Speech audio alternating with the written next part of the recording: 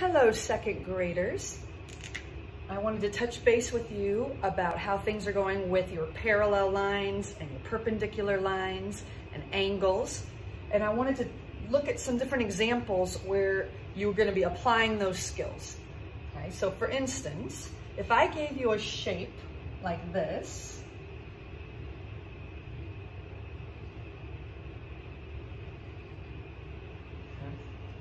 first of all, who thinks that they can tell me the name of this shape?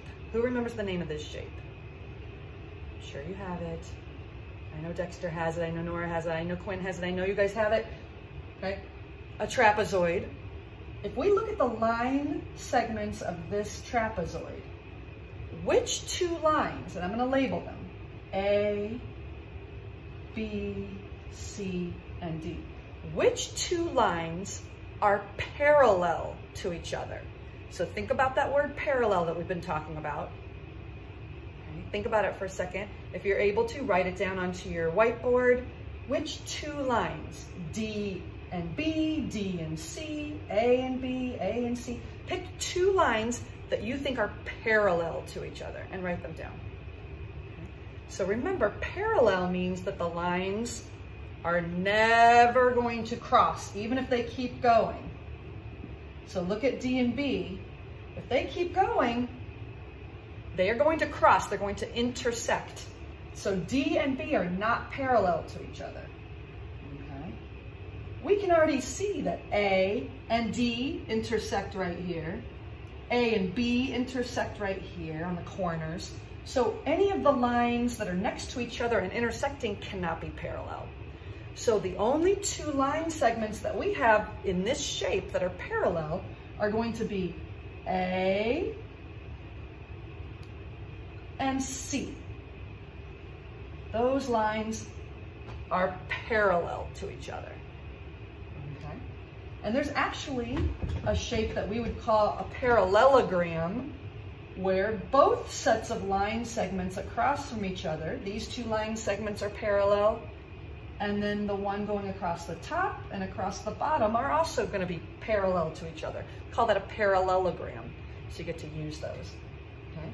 So now let's look at our same shape. Let's go back to our trapezoid. Okay. I'll try to make that one as parallel as I can. I did my best. I hope you like it. Now let's look at the angles of our trapezoid. Okay, so every time two line segments meet to make a corner like this, we call that space how far open the lines are from each other, that angle. Okay, we call this the angle. And if it's smaller, we have a name for it. If it's perpendicular, those two lines are perpendicular to each other, straight up and down, you can make a little square in the corner. We have a name for that. And if the line segments are open like this and have a big angle, bigger than that perpendicular angle, we have a name for that. And we've been talking about that in our first lesson. Do you remember the names of the different angles? With your hands, you can even make them. Acute. Here's a right angle. And then if they're wide open, bigger angle, bigger than a right angle would be obtuse. Okay, so look at our trapezoid. This angle in the corner right here, would you say that that is acute, a right angle, or an obtuse angle? Write it down on your board. Is it an acute angle, a right angle, or an obtuse angle? Okay. Well, it hasn't gotten to be straight up and down. Okay, this would be straight up and down perpendicular. So this is an acute angle. This one over here is acute. And over here it's symmetrical. It's the same angle over here. So this one is also acute. But now let's look up here at our top angles. They're wider. If this one had a line straight down, that would be perpendicular, but it's bigger than that. It's more open than that. So these two angles up here, what would they be called? See if you can write it down. Great job, I love it. Cyrus is on it. I can see that Clara's got it too. These would be obtuse. So the two angles up here would be obtuse.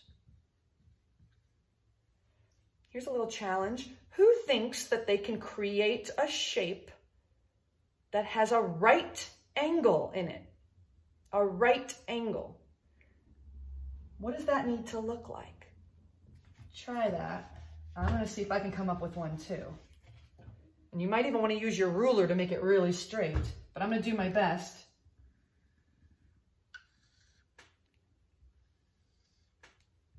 So here I have two lines. One of them is perpendicular to the other one. I could make a little square in the corner. Okay, in fact, a square has 4 right angles.